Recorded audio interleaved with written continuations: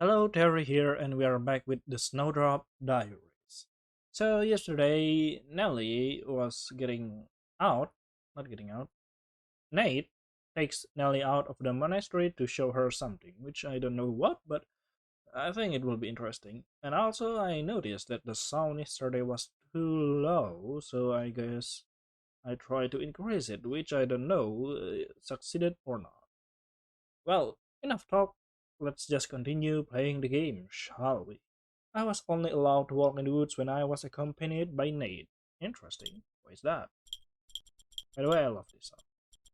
The elder sister gave us their approval thanks to Mr. Wakefield who asked them for such a favor.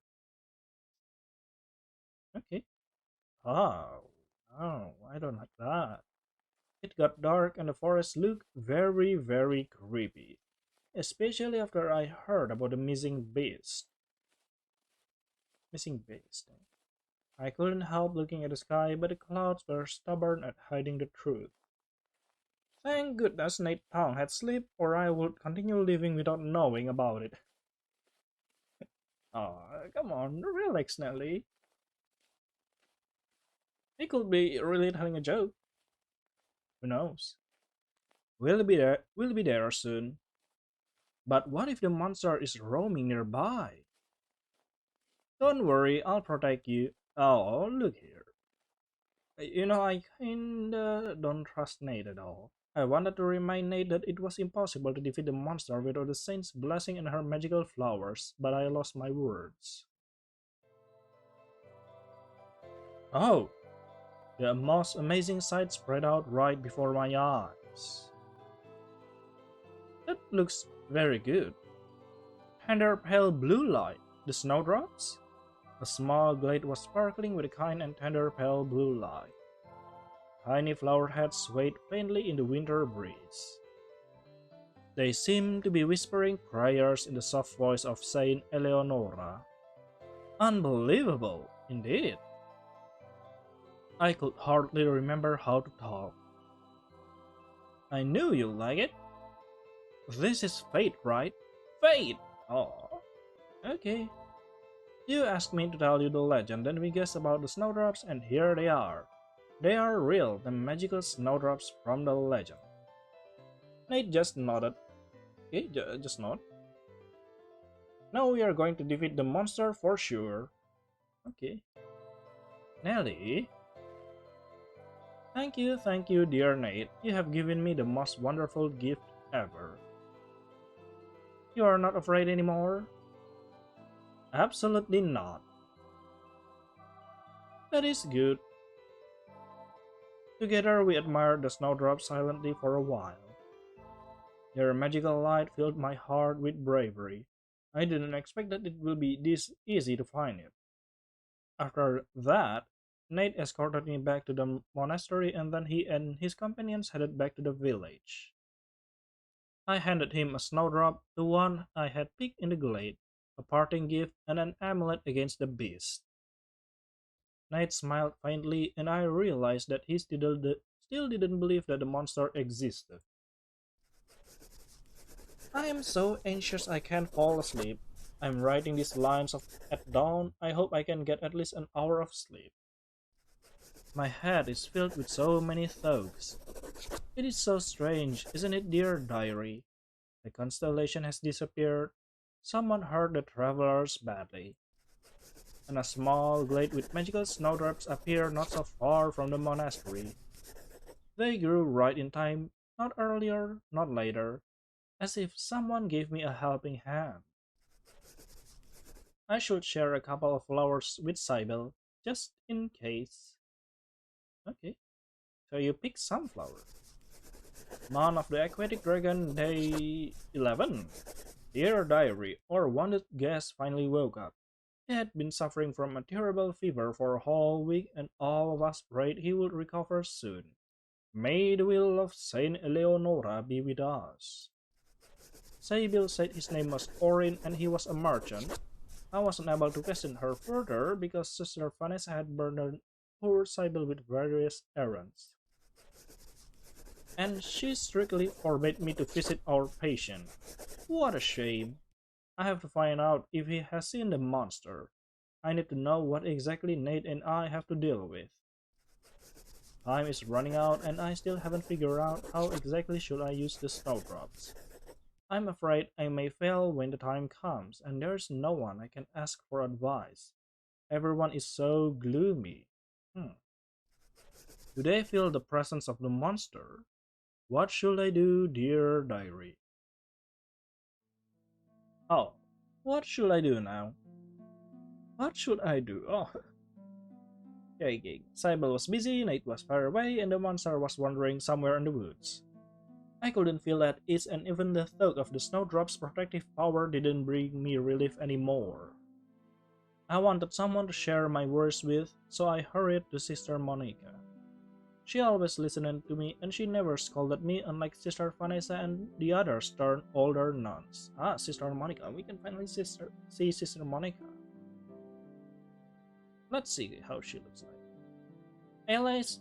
Alas, I came at a bad time. It's not Alice, okay. The elder sister were arguing. Interesting. I never liked their quarrels, which were so terrifying they hurt my ears, reaching to the farthest corners of our monastery like thunderclaps. I ran away as soon as I heard the tempest, but today I wanted to talk to Sister Monica so bad. I decided to wait until the storm of screams would come to an end and stood still while witnessing the hassle from afar. Ah, okay, Vanessa and Monica. Why is he still here, Monica? Throwing a half-dead person into the wood is not a very noble thing to do. Don't exaggerate, he is quite healthy. He managed to string two words together in a sentence. It's a little different from recovery. Vanessa pursed her lips with irritation but remained silent. Sister Monica always had the last word. She was the only one who dared to oppose Sister Vanessa, thus earning Cybele eternal respect and affection. Let him stay a few more weeks. It won't kill us. You sure about that? You are so easygoing. Do the rules of our monastery mean anything for you? Oh, why am I even asking? If it wasn't for Mr. Wisfeld's request, you would have never become a full-fledged sister. Yes, but I became one. Probably because I feel more love for my fellow man than a certain grumpy wet blanket. Oh, look at that. Sister Monica! Wait, blanket? Okay, I choose to become a sister so I could help people. That's what I do. I'm trying to save the life of a wounded merchant who can take a few steps without collapsing with high fever again. Aha. Fine, understand, I am sorry. I could see how hard it was for Sister Vanessa to apologize, but she pulled herself together and managed to do it.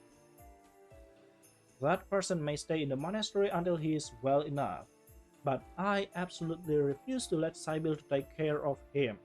Okay. Nothing is good enough for you. You wanted to make the girl busy with work so she would have no time for goofing around and running into the woods. Here you go. She mustn't spend her time with a man, Monica. Okay. He is not a man, but a wounded child unable to eat on his own. Now Cybele is busy up to her neck. Okay. Pondering whether she had won or lost. Okay, there she goes. Finally, she let a heavy sigh escape from her mouth, said goodbye to Sister Monica, and walked down to the corridor so quickly I didn't have time to hide. So you're found out. Okay. Nelly! Yes? Eavesdropping on other people's conversation is a sin. I didn't mean to. As punishment, you must recite 10 prayers from the night of the very swan. That's much better than hanging around doing nothing. Got it. Okay. Have you memorized the 7 sacrament I gave you last week? I'm sorry, Sister Vanessa. So many things have happened. There's the monster, the snowdrops, Orion. Oh, Orion. She spat out the merchant name with a terrible hatred and contempt. I shuddered, leaning back. Oh. Orin, Orin, Orin, for the holy elder's sake, Nelly. Her eyes turned black. Sister Vanessa staggered but then managed to stay on her feet by touching the wall with the palm of her hand. Her other hand gripped the rosary so tightly I feared it would tear her skin. Ooh. Don't let the monster destroy you, Nelly. What monster? Uh-huh. I heard her right. That was what she said. For the first time someone had voiced my fears. Without the power of prayer, you will never be able to defeat the monster, Nelly. Pray and think of nothing else. Fine. Monsters are terribly treacherous. You had best watch out. I'm already what? Hmm? No, you don't seem to understand. Oh.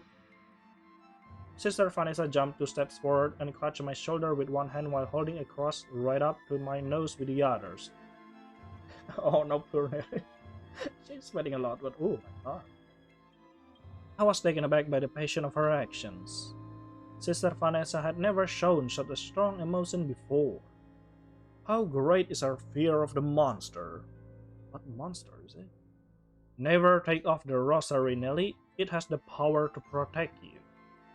The very sight of it is unbearable for all the evil beings. Remember that. Those who try to take off your rosary are dangerous. Fine, I'll remember. Oh. Don't just remember my words, but live them, Nelly. Breathe them.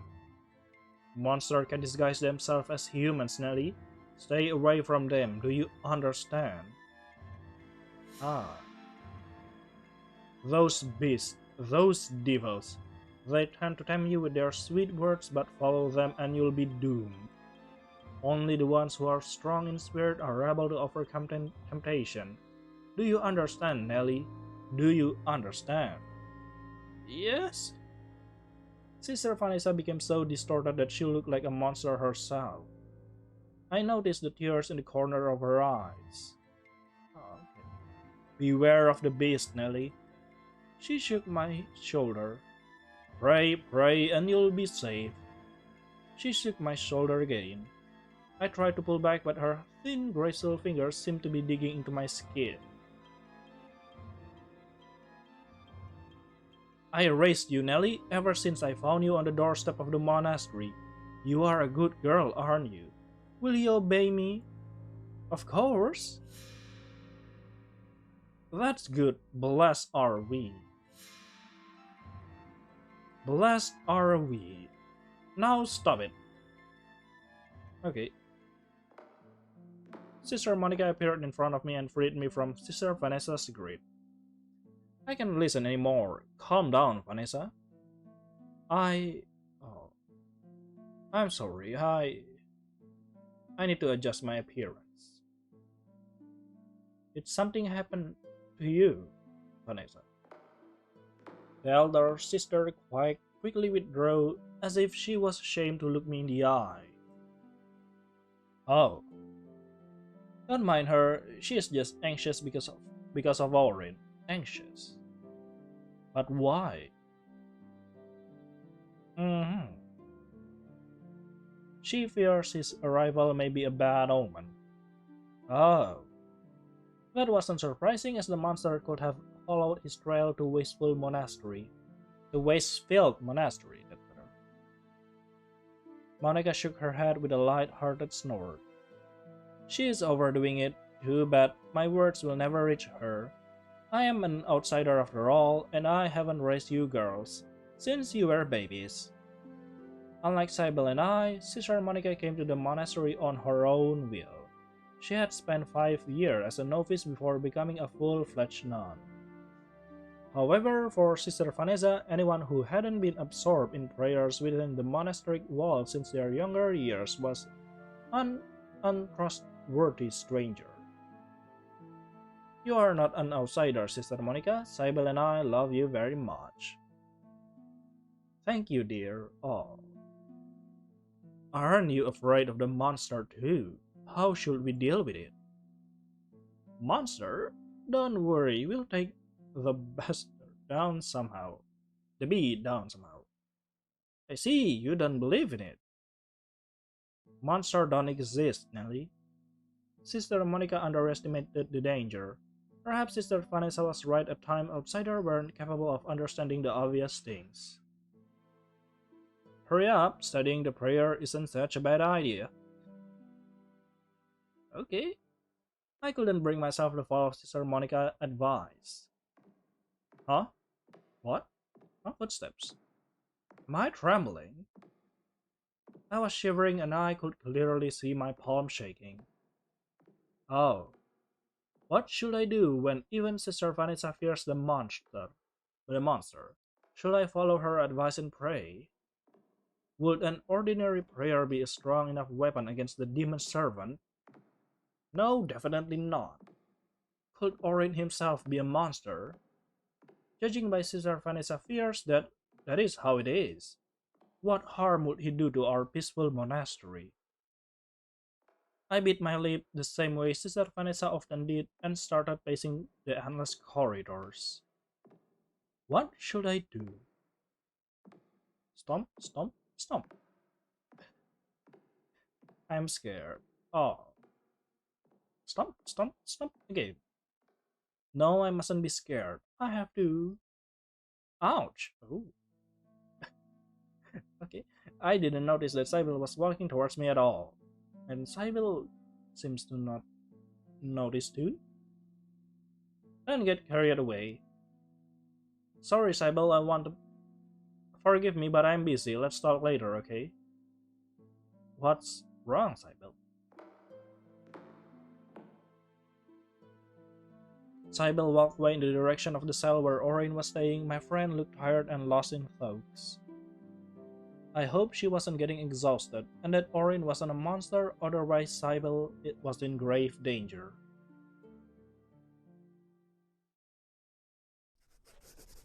Dear Diary, I'm worried about Sybil. She looked a little ill. Why hasn't Sister Vanessa noticed it? She could have given Sybil a couple days to rest. She is clearly not in the mood for running into the woods right now. I still haven't been able to talk to her. Not about her health, nor about Orin. I feel like I'm wandering in the fog. Why doesn't the light of the magical snowdrop show me the way? I need to work harder. I'm going to reread all the legends related to Saint Eleonora and Nathaniel the Knight. That's the spirit. Okay. And I won't let my guard down. No one knows under whose guise the monster is hiding. No one knows. Month of the Aquatic Dragon, Day 20. Dear Diary, I made up my mind. Today Sybil won't get away from me. I'm going to use all my strength and nail her to the wall. Oh my god. Oof. I mustered all my courage, determination, and bravery, worthy of Saint Eleonora, and blocked Sybil's path. My friend had been just released from one of Sister Vanessa's assignments, and she looked pale with fatigue. Oh, what's wrong, Ellie? Stop avoiding me. Huh? What? I beg you, you've been running away for weeks without giving me a single chance to talk to you. Oh. I'm sorry, I didn't do it on purpose. It is just that I'm really tired. Vanessa decided to turn me into a slave. As if things like that could stop me for real. Okay. What do you mean? Nothing, don't mind it, Ellie. I'm fine. Were you really that worried? Very much. Ah, Snowdrop, you're the only one who brings me joy during these cold, gloomy days. Then I'll always be there for you to cheer you up all day long. What a tempting offer. Oh. Sorry, Nelly, but it is impossible. I have to look after Orin. Vanessa would be furious if she cuffed you near his cell. Is he getting better? Yes, his wounds are starting to heal. Wait a little more and Vanessa will kick him out. He isn't dangerous, is he? Dangerous? No, not at all. Trust me, he won't do us any harm. I will wave her arms, as if trying to reinforce the power of her words with her movements. Uh-huh.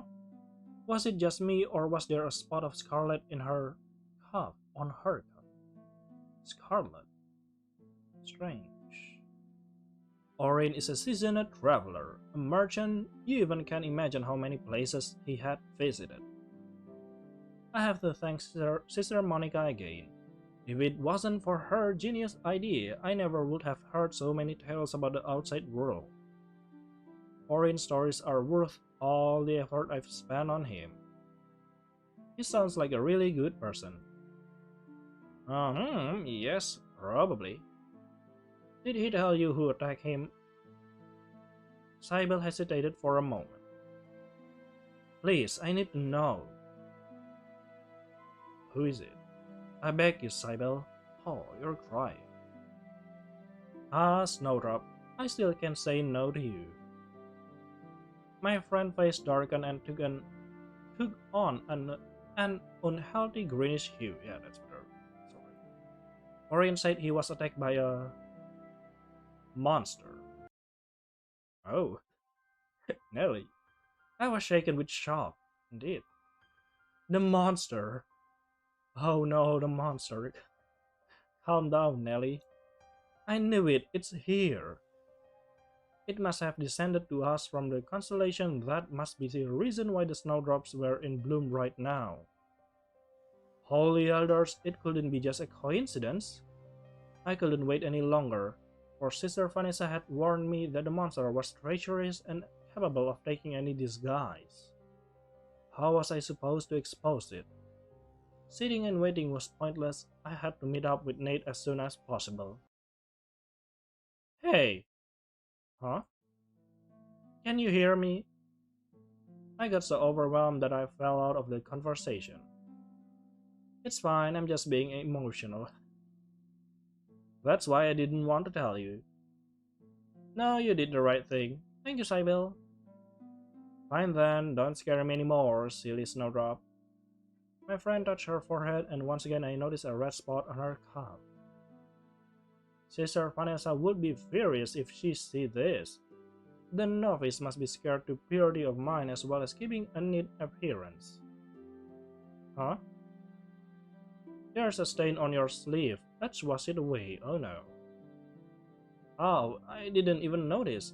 Ew, it's all because of Vanessa assignments. The stress made my nose bleed. Oh.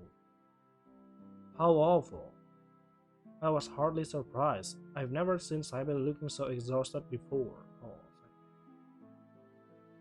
Well, you're right. We should wash away the stain before we are cuffed by a certain monster, the one named Vanessa.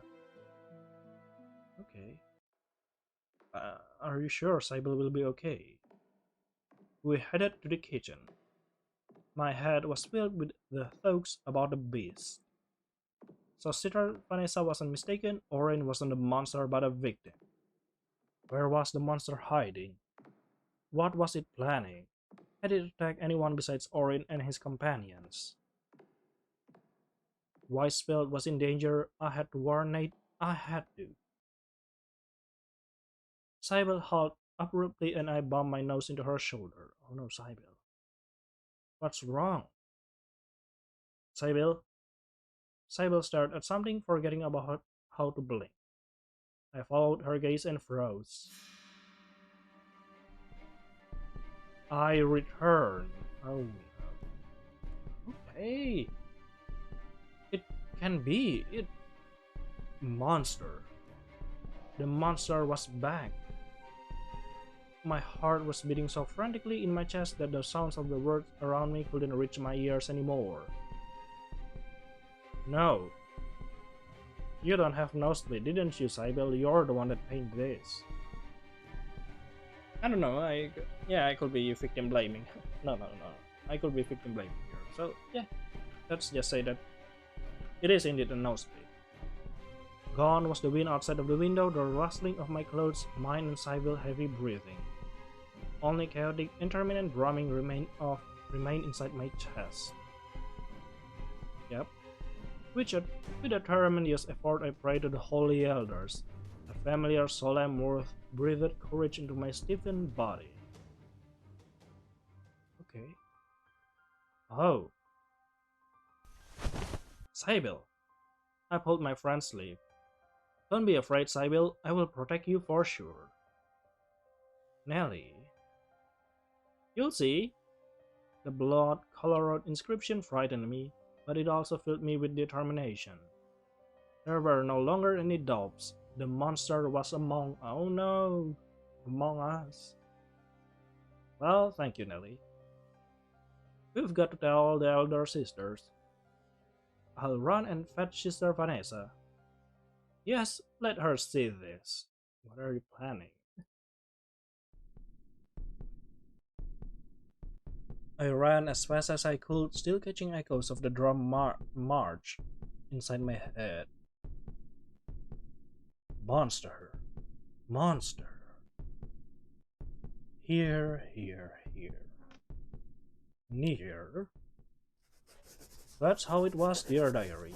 I'm very, very scared, but I have no choice. Guided by the will of the saints, I pledge to fulfill my duty by protecting Sybil and the others inhabitants of the monastery. Okay.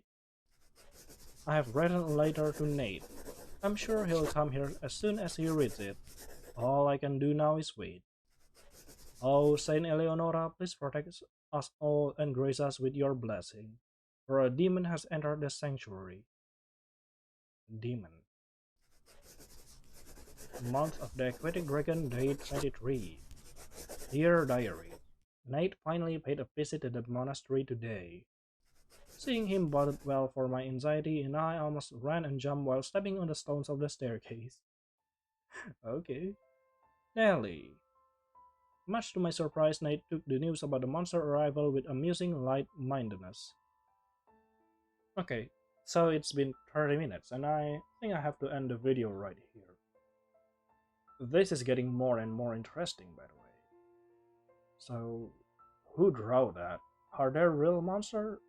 Or there isn't? So that's all for the Snowdrop Diaries episode 2. See you later then, in the next part of the game.